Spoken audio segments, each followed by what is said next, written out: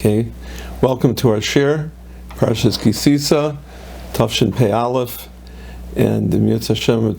We just passed Purim. I hope everybody had a wonderful Purim, and we're now on our journey to Pesach. But first, I'd like to stop for a moment to contemplate our parsha, especially the predominant part of the parsha, which deals with the Egel Hazav, the very difficult chapter of the Egel Hazav. And I'd like to focus on one Nakuda of the story of the Egel Hazav, and that's the very interesting concept that it says that when the Yidden began to worship the Egel, or they made the Aaron made the Egel, and then they began to worship. It says Vayashkimu mimachras, right? Remember, Aaron tried to stall. He said, "Give me all of your gold," and everybody gave it. You didn't expect that. Give us jewelry. Everyone gave it. And then he said, well, okay, let's try tomorrow. Chag Hashem l'macher. Maybe they would cool off overnight and realize the path that they were about to take. And it not only did not work, but vayashkimu mimachras. They got up early. Vayashkimu means they got up early. And what did they do? Vayalu oilos. They gave oilos. Vayikshu shlamim. And then they gave shlamim. So they gave very nice. They gave karbonis. Beautiful. But then it says, Vayashav ha'am lechol v'shasai. And then they sat down to eat and to drink, Vayakum l'tzachek. And they began to, as they translate, they began to sport. They began to act with haylus. They began to act lightheaded. They began to act in an unconstrained manner. And later on we find the same concept when Moshe Rabbeinu comes down off the mountain and he sees them. And what does he see? So Yar, as he sees this Egel, right? He sees them Egel, the Esam Achaylos. And not only that, he sees the dances.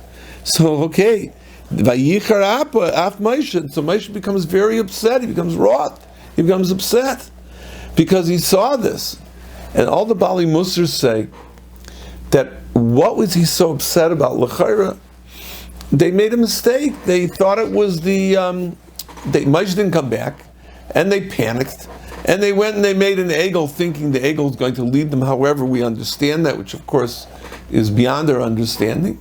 But it was, I don't want to say innocent mistake, but it wasn't so what it looks like. So the Bali Musars say, no. What really bothered Moshe was Vayikum l'tzachek. That they could eat and they could drink.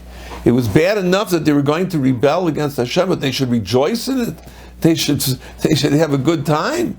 They should be dancing. That was too much. And therefore, that was what caused so much of the harsh reaction of Moshe Rabbeinu.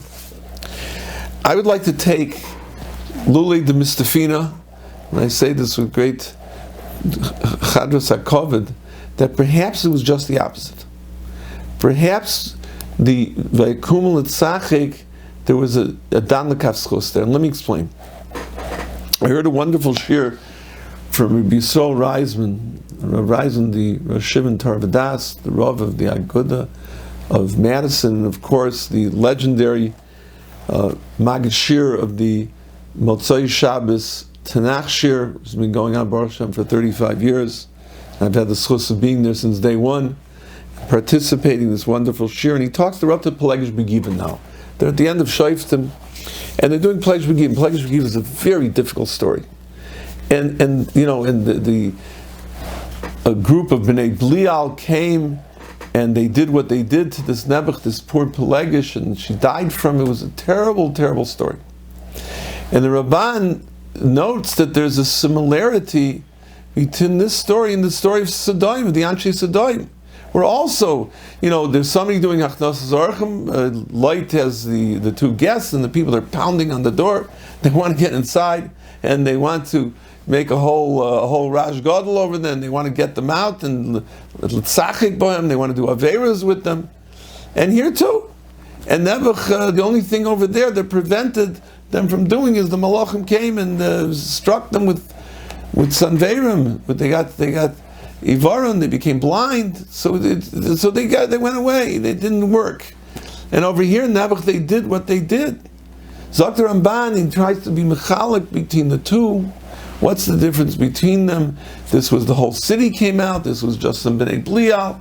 Gives different things. Here they did it. There they didn't do it. Gives different things between it. So how do we understand it? How do we understand the difference between this story and this story? So he brought from the Akedah. The Akedah says a very deep insight. It says there's a difference between a chayta and a rasha. A chayta is a person who does a sin. He has a taiva. He gives into his taivas, whether it's a taiva in morality, whether it's a taiva in machalos asurais, whether it's a taiva, whatever it is, he gives into it. He's a chayta, but he doesn't know. He doesn't think he's right. He doesn't try and cover it. He says, I'm human, right? To sin is human, right? To err is human. Right? You made a sin, I did it. On the other hand, it's the rasha. The rasha says the Akedah comes and gives justification for what he's doing. He says, what I'm doing, Adara, maybe it's a mitzvah. Maybe what I'm doing is important. I'm striking a blow for Ches, for Das. I'm setting an example for that. I'm tearing down berries. Whatever he's saying, he comes up with the reason. And he does the Aver, he has the Zelba Taiva. But he covers up the Taiva. Das is Zakti, the Akedah, das is the rasha. So over here we find the same type of concept. We find the concept that by Sedoim, they turned it into, they gave justification. They said, Chesed, Osir, no good, not allowed to do Chesed, not in our town, no Chesed, right? Maybe they felt government should take care of it. Maybe he felt there's an imbalance between the Noisin and the Makabel, and they were against it. Maybe that a Fruma Cheshbon, we know that the greatest tzedakah is to give when nobody knows you're giving the tzedakah. When the person doesn't know who you are. And so therefore he doesn't have embarrassment that there's a power imbalance, so to speak, that you have it over him. So therefore that's the difference. But whatever it is, by them it was a shita not to do chesed. It was a shita to torture people, to make beds which, too long, too short, all the stories we grew up as kids. Das is Gven HaRosh. By the story Pelegish Begiva, although there was a terrible thing that they did, terrible, but it says they were Anoshim B'nai Belial. They were bad. They were just bad guys. They were Bali Taiva. They weren't doing because of Ashkaf. They didn't try and cover it with Ashkafa. They didn't try and put a mask over it by saying it's really a good thing. Rahman al-Islam, Ramaishi brings from Ramaishi that says, brings in the Kol Rami, it says that das is the Pshan in Adam Rishon, Kaidem Achet and Noch Achet. Before we've all learned that before they're eating the Eitz Hadas, the Yetzer was mibachutz, was outside, and after the Eitz Hadas, it was inside.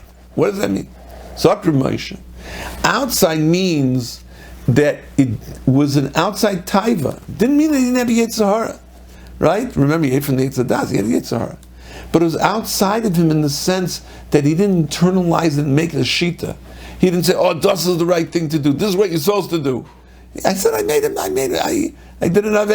I made a mistake. I'm human. I sinned. But it's not a shita. However, after the Eitz Hadas, the Yetzer came inside.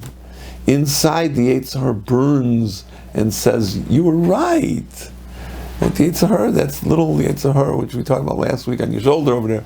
Yetzer whispers in your ear and says, don't apologize to Hashem. You didn't do anything wrong. Right? Like a 2-year-old, right? A 2-year-old grabs his sister's toy, and the mother comes over, and Patri starts howling. She says, what did I do wrong? He says, what do you mean? You stole your sister's toy? He said, I did that. What do you mean? I saw you do it. No, I didn't. Right? That the Yetzer Hara is not letting him confess. So the Chayta is able to do tshuva. The Chayta can confess from his sins, and the rasha can't, because he didn't think he did anything wrong. And that's what Moshe says, Farchet and Nachachet. And it says even more. He says that the rasha's justification can mamish turn logic on its head. And he gives an example from Paro. Paro went and he wanted to kill babies. Who in the world heard of such a thing that you should kill a little baby, innocent little baby? Who could do such a thing? So Paro went and made a justification. Oh, what are you talking about? Look what they did. They're going to grow too many. We can't have them populate. It's dangerous. It's an avera to let them. What are you talking about? Let those Jewish children live? Chas v'sholom. So to speak. It's an avera. How can you let them live? They're going to come and throw us out of land. You're going to say, today we have, moms also have such a thing. It's hard to believe. When I grew up, if you say, there's going to be a time when they're going to say killing babies is a mitzvah. It's showing women's choice. We wouldn't even thought it would have been beyond our comprehension to kill babies. How? And now, what are you talking about? It's a mitzvah. That's how far it goes when a chayta turns into a rasha. And Moshe says that was all the isms. In the name of communism, Stalin killed 20 million people. In the name of fascism, Yamach Shemai killed 60 million people. Millions and millions of people. Yidden got killed. Rahman Salam, he was killing everybody. All. And if you said, how do you sleep at night? You're a zara. You'd say, what do you mean? This is the right thing. I'm doing the right thing. So the whole concept of Russia can turn things on their head. So you could have a Sodom, with the people's Sodom, and what they did was perfectly normal. So it comes out that the Chayta, they can be doing the exact same Avera. But the Chayta is doing the Avera, and there's hope for that Chayta, because the Chayta can do tshuva, because what he's doing is something that's, he agrees, I lost control of myself and I can't help myself. I'm addicted. Can't do anything about it. A person's addicted to certain addictions, Shabbos, whatever, half Shabbos. I can't help it. Das is ein madrega. A Rasha, he also is addicted, but he says, it's a mitzvah. I'm supposed to do it. It's the right thing. That is far more dangerous. So I was thinking, das can sein, that the fact that they came, vayikumul etzachek, and they were oichel v'shoisa, and they made mechoilis, might adarabba be adam lekaf schos anam, that they were only chaytim, not rishoyim. Because had they been rishoyim, they would have gotten down there, done the avera. It would have been humorless, right? They would have ma'aseh nefesh, stay up a whole night. They're going to do the averas. The fact that they were so busy eating, drinking, and they were busy letzachek, and they're busy with mechailas, shows that they really weren't. It hadn't penetrated them to that extent. It was still outside. It's like Ramesh said, the avera was still outside. The proof that it was the outside, because you see that they weren't really taking it that seriously. They were eating and drinking. It was a party atmosphere. These were chaytim. These weren't, if you take a look at good communists, they had no humor, no sense of humor. Right? The fascists, no sense of humor. These people were dead serious. Never dead, meaning dead. Everybody else being dead they were very serious about it. They didn't have humor. Never humor was punished in these places. In Iran, you're not allowed to play music. Because we don't want to have anybody being freilich. This is serious business. But as long as they were yakum l'tzachik, as long as they're achal v'shais, as long as they're making mechailas, perhaps it's actually down the kaf schos, that it was still on the outside. And it was on the outside, there was hope for them. So what did Moshe Rabbeinu do? Moshe Rabbeinu took the egel, and he ground it up, and he made them drink it. He made them take it and say, I'm totally mevatel this. I'm going to drink it. It's not even part of me. It's outside of me. And that's what Moshe Rabbeinu wanted to do. Take the egel and keep that concept of egel outside of the Jewish people. And as long as the concept of egel was outside the Jewish people and not inside, there was hope for the Jewish people. And therefore you find that eventually Kadosh Baruch Hu came to terms with them. There was a forgiveness. The Yidden would be able to go on. They'd be able to continue because they weren't ruined.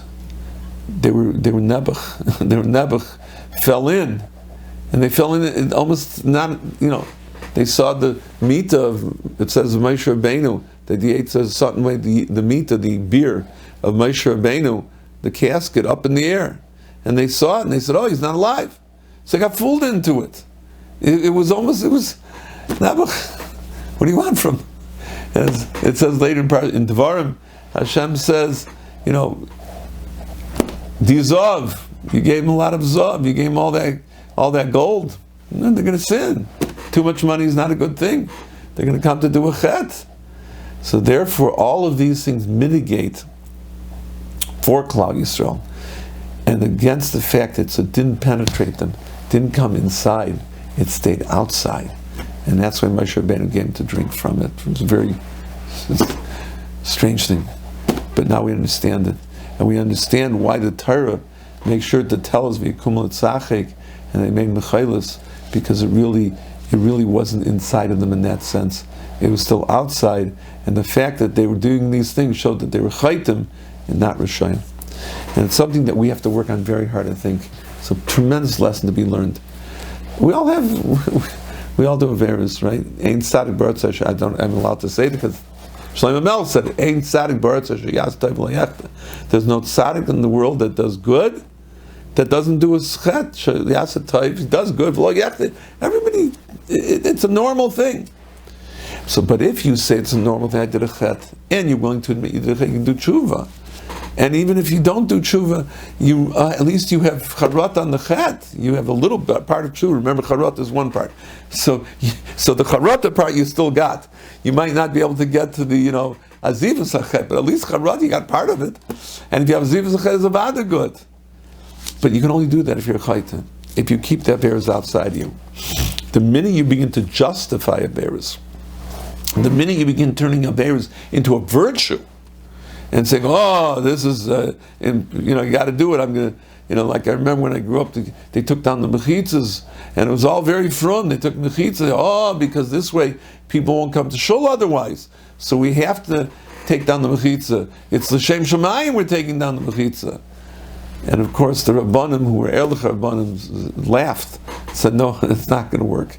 And of course it didn't work. And now we see Nebuch, one thing led to the next. We're almost seeing the loss of almost an entire chelik of Klal Yisrael, Nebuch being assimilated, all because they made those decisions, because they wanted a taiva. They wanted, let's be honest, there was a taiva there. But they made a frumkeit out of the taiva. When you do that, that's deadly, that's devastating. But so as long as we admit we do averas, we can come back to the Rebbeinu Shalom. The minute we start denying our averas, that is dangerous. And that's the lesson that we learned this week from the Egel Hazav. So Mirza Hashem, we shall be Zaycha to never do averas. But if Chas v'Shalom, it happens, own up. Say, I did an avera, Hashem, I feel bad. And I'm going to try not to do it again. But never try to justify an avera. Lesson learned in Mirza Hashem. Next week, Bezos Hashem, we're getting close to beautiful Chag HaPesach. So Mirza Hashem will begin our annual limud of the Haggadah. I look forward to you all joining with me. In the meantime, everybody have a wonderful Shabbos. Kultiv. Shabbos.